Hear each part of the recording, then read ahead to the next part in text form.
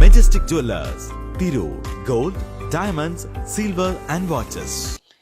ഭിന്നശേഷി സംവരണത്തിനായി മുസ്ലിം സംവരണം അട്ടിമറിക്കാനുള്ള നീക്കത്തിൽ നിന്ന് യു-ടേൺ അടിച്ച സർക്കാർ നിലവിലെ സാമുദായിക സംവരണത്തെ ഒരു നിലക്കും ബാധിക്കാതെ ഭിന്നശേഷി സംവരണം നടപ്പാക്കുമെന്ന് മന്ത്രി ആർ ബിന്ദു നിയമസഭയിൽ പറഞ്ഞു. പി.കെ. കുഞ്ഞാലിക്കുട്ടിയുടെ സബ്മിഷന് നിയമസഭയിൽ മറുപടി പറയുകയായിരുന്നു മന്ത്രി.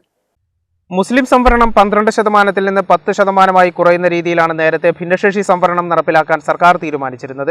നിലവിൽ സർക്കാർ തീരുമാനിച്ച രീതി അനുസരിച്ച് ഭിന്നശേഷി സംവരണം നടപ്പിലാക്കിയാൽ വലിയ പ്രത്യാഘാതങ്ങളുണ്ടാകുമെന്ന് പി.കെ. കുഞ്ഞാലിക്കുട്ടി എം.എൽ.എ. നിയമസഭയിൽ അവതരിപ്പിച്ച സബ്മിഷനിൽ ചൂണ്ടിക്കാട്ടി.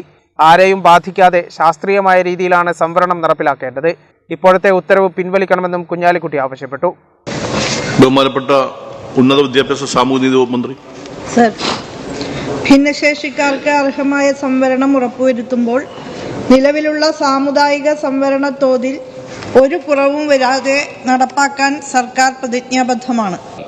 ഭിന്നശേഷി സംവരണം നടപ്പിലാക്കുകയും വേണം. പക്ഷേ അത് ഏതെങ്കിലും പ്രത്യേക വിഭാഗത്തെ സീരിയസ് ആയി ബാധിക്കാതെ വേണം അത് നടപ്പിലാക്കാൻ. ഇതാണ് ശ്രദ്ധയിൽപ്പെടുത്താറുള്ളത്.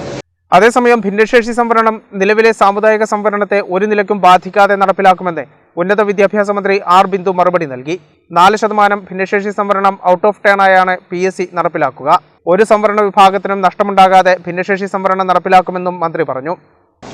നിലവിൽ 4% ഭിന്നശേഷി സംവരണം ഔട്ട് ഓഫ് ടേൺ ആയാണ് പബ്ലിക് സർവീസ് കമ്മീഷൻ നടപ്പാക്കുന്നത്. നിലവിലുള്ള സാമുദായിക സംവരണത്തെ ഇത് ബാധിക്കുന്നില്ല. ബഹുമാനപ്പെട്ട സുപ്രീം കോടതി വിധി പ്രകാരം ഭിന്നശേഷി സംവരണം ഇന്റേൺ ആയി നടപ്പാക്കേണ്ടതുണ്ട്. ഇതിന് Kerala state and subordinate service ചട്ടങ്ങളിൽ ഭേദഗതി വരുത്തിയാലേ സാധിക്കൂ. ഇക്കാര്യം PSCയും സർക്കാരിനെ അറിയിച്ചിട്ടുണ്ട്. ഇതുമായി ബന്ധപ്പെട്ട് ഉദ്യോഗസ്ഥ ഭരണപരിഷ്കാര വകുപ്പ്, നിയമ വകുപ്പ് എന്നീ വകുപ്പുകളുമായി കൂടിയാലോചന നടത്തിയ ശേഷം PSCയുടെ ഉപദേശം തേടിയിരിക്കുകയാണ്.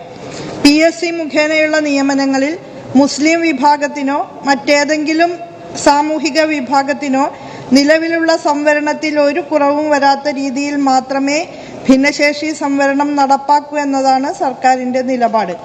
ഭിന്നശേഷി സംവരണം നടപ്പിലാക്കുന്നതിന്റെ പേരിൽ മുസ്ലിം സംവരണം അട്ടിമറിക്കുന്നുവെന്നാരോപിച്ച് ലീഗ് അടക്കമുള്ള മുസ്ലിം സംഘടനകൾ പ്രതിഷേധവുമായി രംഗത്തെത്തിയിരുന്നു. ഇതിനു പിന്നാലെയാണ് സർക്കാരിന്റെ പിന്മാറ്റം.